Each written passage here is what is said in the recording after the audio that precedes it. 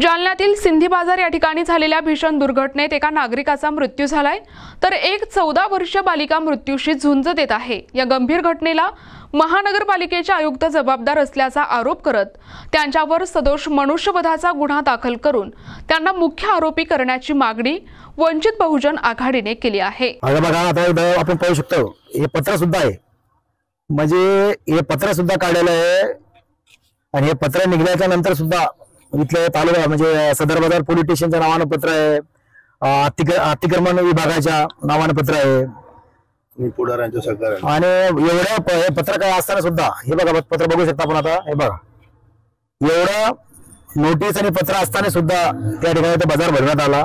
याच्यामध्ये नक्कीच राजकीय पुढाऱ्याचंच काम आहे बाजार भरण्यासाठी, आणि राजकीय पुढाऱ्याच्या प्रेशर खाली येऊन अधिकारी जर कोणाची बळी घेत असेल तर या ठिकाणी गुन्हा दाखल व्हायला पाहिजे, कारण आता किती लोकांची बळी घेणार आहे। अनेक लोक या ठिकाणावर याचा अशा पद्धतीने आता करंट लागून इतके 10 ते 15 लोकांना करंट लागले त्या ठिकाणावर आणि कोणी नाही आलं आणि तिथं कोणीच आलं नाही। आता पत्र बघू शकता तुम्ही, बघा पत्र हे शासनाचं पत्र आहे आणि हे पत्र असताना सुद्धा काहीच कारवाई झाली म्हणजे काय या जालन्यामध्ये विविध पक्ष कोणी उरला नाही, त्याच्यामुळेच हे असा भोळा कारभार इथं या ठिकाणी चालू आहे। आणि जो अधिकारी याची ताबडतोब बदली व्हावा, याच्यावर गुन्हा दाखल होऊन बदली व्हायची आयुक्तावर, अशी आमची मागणी वंचित बहुजनाकडे। काल एक दुःखद घटना घडलेली आहे, एका इस्माला करंट लागून त्यांचा निधन झालेलं आहे। काय घटना आहे, आपण याबद्दल काय मागणी करणार? काल अतिशय दुःखद घटना या जालना शहरामध्ये मामा चौक आणि सिंधी बाजारच्या भागात त्या ठिकाणी घडलेली आहे।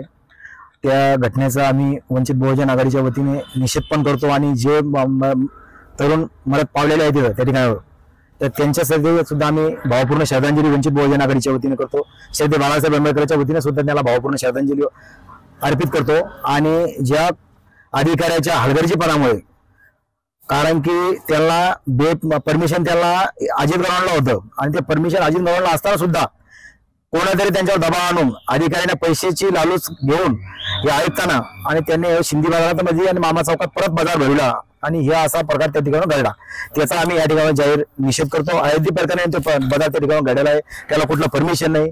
जेवढ्या अधिकाऱ्याला नोटीस काढा त्याला तात्काळ निलंबित करा अशी आमची मागणी आहे। आणि ज्या अधिकाऱ्यामुळे हे प्रकार घडला म्हणजे इथले आयुक्त, त्या आयुक्तावर मनुष्यबळाचा गुन्हा दाखल करावा, कारण त्याला ज्याने कॉल केला असेल त्यांच्यावर सुद्धा कारवाई व्हावी, त्यांना सुद्धा सहआरोपी करावा अशी आमची वंचित बहुजन आघाडीच्या वतीने मागणी आहे। कारण की खूप मोठी घटना आहे, 9 ते 10 लोकांना त्या ठिकाणी करंट लागलेला आहे, त्याच्यापैकी एक मरण पावलेले 2 इसम त्या ठिकाणी, लहान बाळ सुद्धा आहे, ते गंभीर स्वरूपाचा जखमी आहे। एकाला मला वाटतं संभाजीनगर औरंगाबादला त्या ठिकाणी हलवलेला आहे।